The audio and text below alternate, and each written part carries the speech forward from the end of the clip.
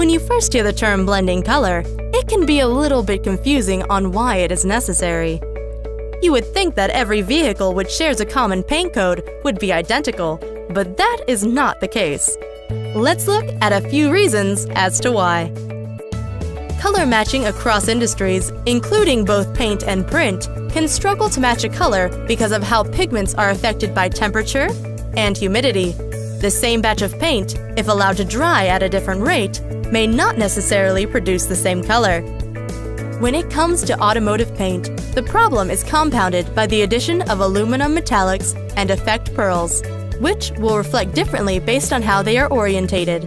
If paint is applied a bit wetter, metallic colors will settle differently and give off a darker look. Unless you can apply paint using the exact same formula, equipment, pressure settings, technique, and drying environment, you will never be able to match a color 100%. From factory, paint is applied using the rotary bell, which is a turbine-driven atomizer that could never be used in the refinish process of a repair shop. During the manufacturing process, color shifting occurs because of environment changes and pigment inconsistencies that create multiple versions of a color, usually minor differences that you wouldn't notice without a panel-to-panel comparison. An observable example of this is on plastics. You will find that the majority of plastic bumpers do not match the body of the vehicle. This is because they are painted separately, sometimes in an entirely different facility. Oftentimes, manufacturers will assemble the same colored vehicle in multiple plants.